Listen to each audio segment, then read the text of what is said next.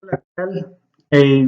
La clase pasada, si recuerdan, nos quedamos en que vimos cómo fluye la materia por los ecosistemas y vimos que la materia, no, la energía, y vimos que la energía fluye a través de diferentes niveles tróficos que nos podemos representar con diferentes modelos como cadena trófica, pirámide trófica y red trófica. En esta ocasión vamos a ver los ciclos de la materia, que si recuerdan el recuadro de ahí arriba, eh, vimos que la energía fluye porque pasa como un río, la misma energía que entra no sale y ya no la volvemos a reciclar. En cambio, los ciclos de la materia se llaman ciclos porque están dando vueltas los mismos elementos todo el tiempo entre la abiosfera, que es lo no vivo, y la biosfera. Bien, entonces, no vamos a ver todos los ciclos de la materia, pero sí algunos de los más importantes, tres de hecho nada más. Y de cada uno les pido que se fijen muy bien y que piensen por qué es importante ese elemento para los seres vivos, dónde se encuentra principalmente ese elemento en el medio abiótico, es decir, en lo no vivo, cómo entra la biosfera son los seres vivos, y cómo sale de la biosfera para que se cumpla el ciclo. ¿Y en qué consiste el ciclo normal? ¿Cuál es en general el ciclo normal de cada uno de los elementos que vamos a ver? ¿Y cómo alteramos los seres humanos ese ciclo? ¿Y cuáles serían las consecuencias de que alteramos ese ciclo? ¿Vale? Esas son las preguntas clave para tomar en cuenta en las siguientes diapositivas. Les pido por favor que tomen nota en su cuaderno, porque recuerden que además de que vamos a tener el examen, les voy a revisar el cuaderno cuando regresemos. Bien, entonces fíjense bien en el recuadro de arriba, que si se acuerdan estamos hablando de la fotosíntesis y la respiración como modelos para ver estos flujos y ciclos de la materia y de la energía, porque lo vamos a retomar en la siguiente diapositiva. Bueno, si recuerdan, los seres vivos estamos compuestos de biomoléculas y todas las biomoléculas lo que tienen en común es que tienen un esqueleto de carbono.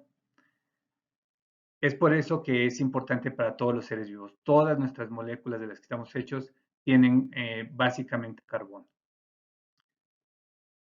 Y este que estamos viendo aquí, que si mal no recuerdo es una imagen del Campbell's, que es un libro que pueden encontrar en la biblioteca, es el ciclo del carbono, un poquito complejo a primera vista, pero para centrarnos un poquito, aquí está la imagen que les había comentado, que vimos al principio, pero en realidad aquí lo estaríamos viendo al revés, ¿no?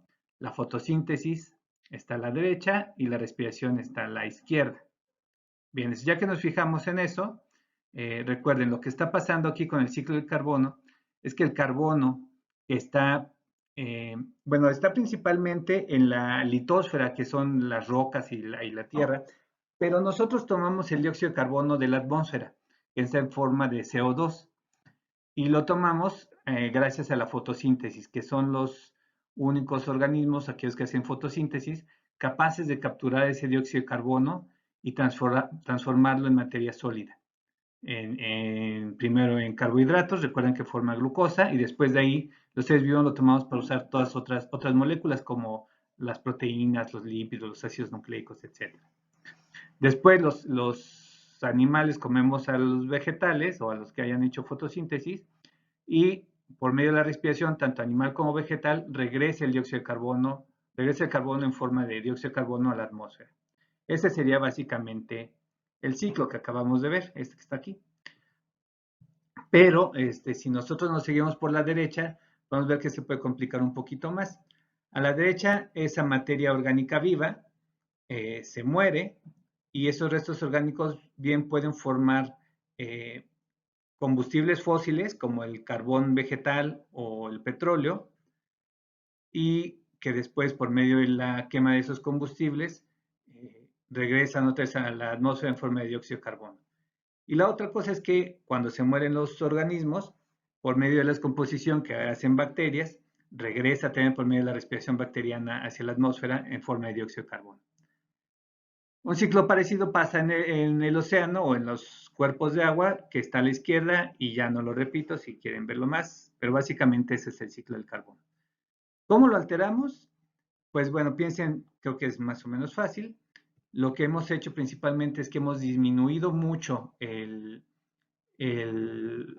la tasa fotosintética porque hemos talado todos nuestros árboles, hemos disminuido la capa vegetal y por otro lado hemos incrementado mucho la quema de combustibles fósiles. En esta diapositiva lo que estamos viendo es un ejemplo de cómo le hemos ido ganando a la cobertura vegetal construyendo ciudades, carreteras, aeropuertos, etcétera, etcétera.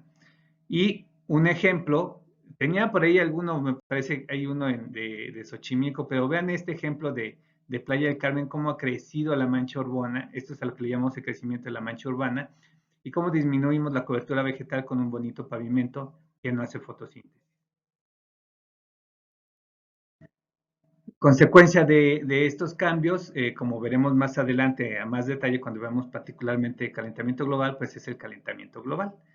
Que como saben implica no solamente un calentamiento, sino un cambio en toda la dinámica del clima.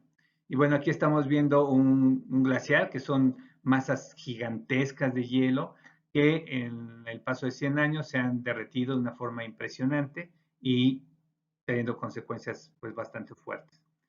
Si no les parece suficiente esa evidencia, tenemos una más cercana. Esta imagen que estamos viendo aquí es el Popocatépetl, que era un icono, bueno, sigue siendo un icono de nuestra ciudad, del Valle de México, aunque esta toma es desde Puebla. Y vean, antes era todo el año que podíamos ver el Popocatépetl, así era hermoso, y ahora tristemente ya es raro cuando lo llegamos a ver con sus glaciares, ya los perdimos totalmente. Si esa no fuera prueba suficiente, pues bueno, échense un clavado en los cajones de la ropa interior de su abuelita y vean los de ahora y vean cómo, bueno, esto ya es broma, pero en fin, la verdad es que sí tenemos mucha evidencia de este cambio climático y como les dije, lo vamos a ver más adelante. Las consecuencias, nada más para irnos dando una introducción de este cambio climático, puede ser que haya inundaciones donde antes no había inundaciones, pero también puede haber sequías. Y estos dos nada más, piensen en todo el impacto que ocasionan porque va a ocasionar que la gente pierde los lugares donde vivir y además pierde alimentación. Y eso provoca grandes movimientos de masa como los que hemos visto, por ejemplo, ahora de Centroamérica hacia el norte, porque la gente empieza a perder recursos y busca dónde obtener recursos. Eso nos va a llevar, nos está llevando ya a tener problemas sociales muy fuertes. Como les decía, el calentamiento global no es solamente calentamiento, sino cambio climático. Cada vez se notan más huracanes, donde antes no había huracanes, tormentas más fuertes de las que había o sequías más fuertes de las que había, granizos de tamaños de pelota de tenis, como estos que estamos viendo en la imagen. Y otra muy importante es la dispersión de vectores de enfermedades, como estos mosquitos que se distribuían en ciertas temperaturas y al cambiar la temperatura encontramos fauna que transmite enfermedades como el Zika, como, como el dengue, a lugares donde antes no se encontraba. Y bueno, si lo piensan ahora que estamos con el coronavirus y todo este show de los virus, recuerden que, no sé si han visto en las noticias, pero también como producto del deshielo de glaciares, aparentemente hay científicos que han dicho que se han estado liberando virus. Muchos de los virus en realidad no son patógenos, eh, no tendrían que preocuparnos porque no nos causa enfermedades, pero algunos podrían que sí. Entonces, bueno, esto es algo a tomar en cuenta para un futuro más o menos cercano, tristemente. Otra de las consecuencias del cambio climático y del calentamiento global es la acidificación de los océanos. El dióxido de carbono al entrar en contacto con el agua forma ácido carbónico. Y ese ácido carbónico lo que va a provocar, eh, entre otras cosas, es que va a degradar el exoesqueleto, es decir, la concha, le diríamos así, de muchos moluscos como caracoles o de erizos de mar o de los mismos arrecifes. Esto que estamos viendo acá abajo, en la imagen de abajo, es un arrecife que está formado lo vamos a ver en la siguiente clase, pero bueno, están formados por unos animalitos que se llaman pólipos y que dentro de sí viven en simbiosis con un alga que se llama zooxantel. Cuando esta temperatura aumenta, 1 grado centígrado, las zooxantelas abandonan al pólipo y el pólipo muere. Bueno, hay una práctica que no vamos a poder hacer por la situación en la que estamos, pero que tal vez la puedan hacer en casa. Si tienen tres conchitas más o menos que de mar o tres trocitos de gis, que es más o menos como de lo que estarían haciendo las conchitas. Para que nos demos una idea, lo pueden poner, tienen que preparar tres vasos, uno que sea totalmente de agua, al otro le van a poner la mitad de agua y la mitad de vinagre, que estaría simulando este ácido carbónico, y en el tercero le ponen un cuarto de vinagre y el resto de agua. La cosa es que tenemos entonces nuestro control, el contaminado y un medio contaminado. Dejen ahí 24 horas su conchita o su pedacito de gis y vean qué pasa. Revísenlo con lupa y me avisan qué fue lo que encontraron. Y piensen qué es lo que pasa con los organismos que están en el mar. Están hechos de un material pues muy parecido. Bien, el siguiente ciclo que vamos a ver es el ciclo del nitrógeno. El nitrógeno lo encontramos principalmente en la biosfera, en la atmósfera, es decir, en el aire. Como podemos ver en esta gráfica, el 78% del aire está compuesto de nitrógeno. Sin embargo, no lo podemos absorber cuando nosotros inhalamos, entra y sale como si nada. ¿Para qué entran los seres vivos? Lo van a poder tomar las plantas, pero principalmente en forma de nitratos, nitritos y amonio. ¿Por qué es importante el nitrógeno? Bueno, recuerden, va a formar parte muy importante de las moléculas como como el ADN y el ARN, que son los ácidos nucleicos. Y si recuerdan, están formados de bases nitrogenadas. Se llaman bases nitrogenadas pues porque tienen nitrógeno. Y esas moléculas, esos ácidos nucleicos, acuérdense que se expresan en forma de proteína que también tiene sus bases, en los aminoácidos, nitrógeno. Entonces es muy importante para dos de las moléculas más importantes para la vida, los ácidos nucleicos y las proteínas. Tanto que el año pasado, en el 2019, el explorador Curiosity encontró en Marte evidencia de nitratos y nitritos de estas formas en las que está el nitrógeno en la atmósfera, no en la atmósfera, en la que puede ser tomado por los seres vivos, lo cual abre una posibilidad más grande a pensar que en Marte en realidad hubo vida. Algunos científicos piensan que pudo haberse originado incluso al mismo tiempo que la vida en la Tierra. ¿Qué pasó?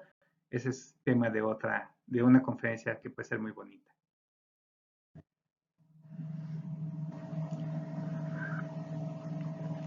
Bien, este es el ciclo del nitrógeno, que puede ser un poquitito más complicado, pero voy a tratar de hacerlo lo más sencillo que pueda.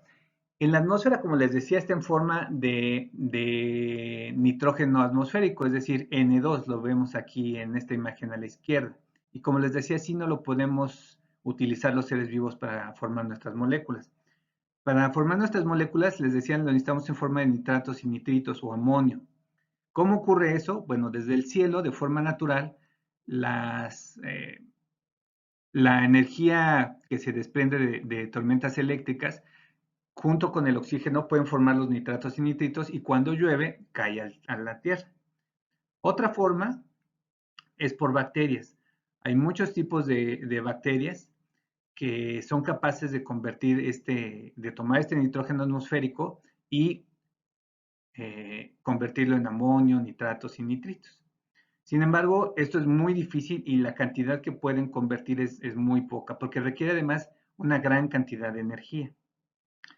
Entonces, hay una relación simbiótica, ahora que acabamos de ver relaciones simbióticas, muy interesante con varias plantas, pero en particular aquí hablamos de las leguminosas como los frijoles y algunos otros cultivos. Estas leguminosas en sus raíces tienen unas bolitas en la cual albergan a algunos de estos tipos de bacterias. Entonces, lo que hace la planta es proporcionarles en estos nódulos un ambiente libre de oxígeno, porque estas bacterias no pueden fijar nitrógeno en presencia de oxígeno. Entonces, en esos nódulos viven las bacterias libres de oxígeno y la planta les proporciona esa energía que necesita para convertir el nitrógeno en nitratos. Y a su vez, estas bacterias van a proporcionarle a las plantas pues ya los nitratos y nitritos. Esto es algo muy interesante que aunque no lo sabían los antiguos pobladores de América, y empíricamente lo aprendieron porque si se acuerdan en las milpas, no solamente sembraban maíz, sino que también lo combinaban con frijol, con calabaza y con otros cultivos. Y eso de hecho es a lo que se le llama la milpa. Bien, una vez que el nitrógeno es absorbido por las plantas, pues ya pasa a los herbívoros que se las comen y forman parte de sus moléculas, igual que el de las plantas.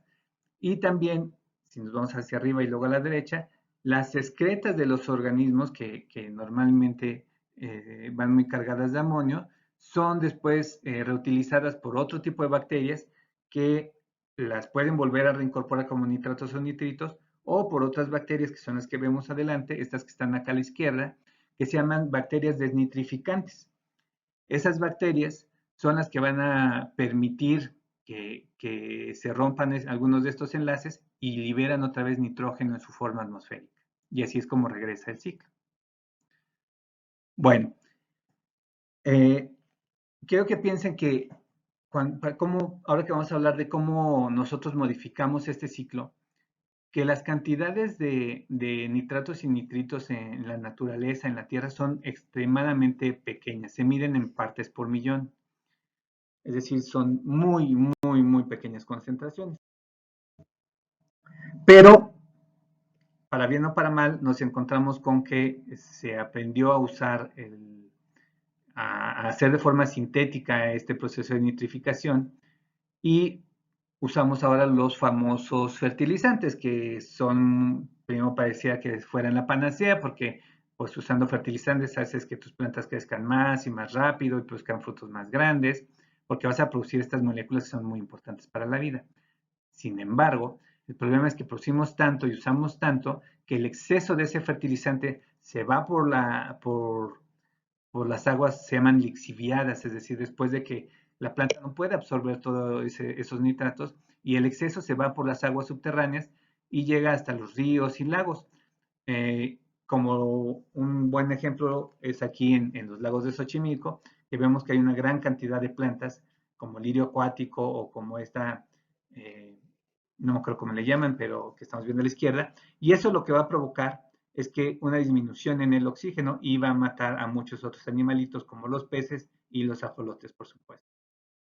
Entonces, la eutrofización es una de las consecuencias de este rompimiento del ciclo del nitrógeno, porque lo que hacemos es, como les digo, aquí en la imagen de arriba, estamos viendo que hay pocas, con las cantidades normales de nitrógeno y de fósforo también, pero es un elemento que no vamos a ver, eh, se, las bacterias se mantienen su población, digamos, controlada y hay oxígeno para todos. Cuando nosotros incrementamos esa cantidad de nitratos, vamos a provocar un boom en las algas y estas van a consumir mucho oxígeno sin dejar oxígeno ya para otros organismos como los peces, los ajolotes y otros organismos dulceacuícolas y también marinos.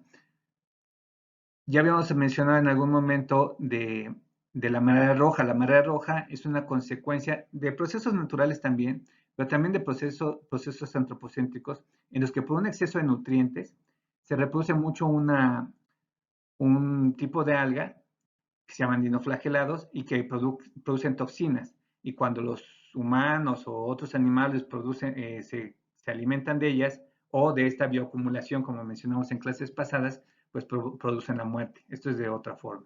Pero el punto es que es un problema no nada más en agua dulce, sino también en el mar. Otro problema otra forma en la que nosotros rompemos este ciclo del nitrógeno es cuando nosotros quemamos combustible fósil. Nuestra quema de combustible fósil es ineficiente y eso libera a la atmósfera, como estamos viendo aquí, dióxido de azufre. Y ese dióxido de azufre, cuando se combina con el agua, forma la famosa lluvia ácida. ¿Qué consecuencias tiene esto? Bueno, para empezar, los óxidos de nitrógeno, cuando están en la troposfera, es decir, en donde nosotros vivimos y lo respiramos, van a provocar enfermedades respiratorias, principalmente bronquitis crónicas, es decir, continuas, y problemas de asma. Por otro lado, si vemos hacia la derecha en la naturaleza, van a provocar que la vegetación se queme, pero porque también van a tener problemas de absorción en las raíces. Y vean cómo se ve este bosque. Bueno, aquí estamos viendo también en la caricatura, pero también en esta imagen real, cómo vemos bosques totalmente ya muertos por efectos de la lluvia ácida. Y si bien los óxidos de nitrato se producen en las ciudades, pues el viento los lleva, al igual que la lluvia, hacia zonas naturales donde nosotros perdemos mucha biodiversidad. Una gran cantidad de lluvia ácida pues se va a acumular en lagos y se va a acumular también en el mar y va a producir pérdida de vida marina. Para darnos una idea, vean aquí abajo a la derecha, esta lluvia ácida es tan corrosiva que corroe no solamente metal, sino también piedra, roca como el mármol. Vean esta gárgola que ya se ve toda corroída por el efecto de la lluvia ácida. Bien, el último ciclo que vamos a ver es un ciclo que normalmente era muy sencillo y podemos verlo mucho más complicado. Hay científicos que se dedican a estudiar cada parte del ciclo del agua. Y bueno, si se acuerdan, el agua es algo vital para la vida. Estamos compuestos entre el 50% al 90% de agua, depende qué especies, 90% como las medusas, 50% como un árbol. Nosotros también depende de la edad, entre más viejitos vamos perdiendo más agua, pero una gran parte de nuestro peso es de agua. Entonces, bueno, el agua, como sabemos, es elemental para la vida. Hasta donde sabemos, no concebimos una forma de vida sin que dependa del agua. A lo mejor sí hay, pero no la conocemos. En nuestro planeta no, al parecer, ¿no? Bueno, entonces el ciclo del agua, nada más para que lo recuerden, pues la gran mayoría está en los océanos, alrededor del 70 y una tercera parte del agua está en los océanos, que se evapora con el calor del sol, se condensa en las nubes y después se precipita en forma de granizo, de nieve o de lluvia, cae en las montañas y va a irse por escurrimientos, es decir, por ríos, hasta zonas de almacenamiento que pueden ser lagos y después también se puede percolar, es decir, transminar al subsuelo y también se acaba liberando al agua. Y después ya sea por evaporación o también regresa al mar. También pasa, como decíamos, por los seres vivos y cuando los seres vivos transpiramos o evapotranspiramos, también se regresa a la atmósfera en forma de gaseosa. Pero bueno, en general es bastante sencillo. Lo que sería muy importante recordar es que solo el 3% del agua del planeta, que parece que es un planeta azul porque tiene mucha agua, solamente el 3% es agua dulce. Y de esa agua dulce, solamente el 0.3% es accesible al consumo humano. En realidad no es tanta como parecía. En la Ciudad de México, la mayor cantidad de agua que usamos, ya ven que siempre se hace un caos cuando cierran el Cutzamala porque está en reparación. Es muy caro, piensen, es muy caro traer agua de otros estados o de otros lugares por medio de bombas y toda la tubería, toda la infraestructura que se necesita para subir el agua hasta la Ciudad de México, que estamos bastante altos en comparación a de donde traemos el agua. Entonces, no nada más es muy caro, también la mayor cantidad de agua que usamos en la ciudad en realidad no viene de Cutzamala, sino que viene del manto freático, de los pozos. Y esos pozos tienen especial relevancia en Xochimilco porque muchos de esos pozos o mucha de esa agua ha salido de los pozos de Xochimilco y nos hemos ido quedando sin agua. Entonces el 63% del agua viene de los pozos. Piensen, por ejemplo, o más bien quiero que vean la siguiente imagen. Esto es una comparación del ángel de la independencia hace 100 años más o menos y ahora. Y no sé si se fijan, pero hay más escalinatas. ¿Qué pasó aquí? El ángel de la independencia está cimentado sobre lo que le llaman roca madre, es decir, sobre una roca que no era el lago, ¿no? Acuérdense que vivíamos en una ciudad que estaba sobre un lago, y entonces el ángel de la independencia resulta estar sobre un islote que es la roca madre. Entonces, en 100 años vean cómo se ha hundido la ciudad. Y bueno, ¿Cómo hemos alterado el ciclo del agua? Más que alterado el ciclo como tal, lo que hemos hecho es contaminar de una forma terrible el agua, la desperdiciamos y ahora que viene Semana Santa, piensen lo gustosos que nos mojábamos y que la gente desperdicia agua como si nos sobrara.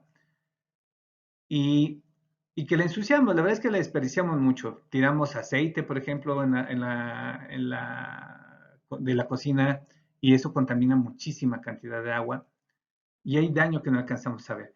Aquí abajo estamos viendo dos imágenes. La de la izquierda, por cierto, es San Luis, la Chaltemanco. Vean otra vez una comparación de 100 años. No solamente acabamos con el agua, sino que modificamos el paisaje. Y lo que pasó hace un año también me parece, ¿no? Esta pérdida del agua del lago de Xochimilco, pues también en parte por los movimientos tectónicos, pero también porque hemos perdido ya nuestro manto freático. Bueno, entonces la invitación es a que cuidemos nuestro medio ambiente. Esto es solamente una introducción al siguiente tema que ya es el medio ambiente, pero como ven, pues tiene mucho que ver con entender cómo funcionan los ciclos de la materia y de la energía y cómo funcionan los ecosistemas en general. Bueno, no olviden tomar apuntes. Que tengan un buen día.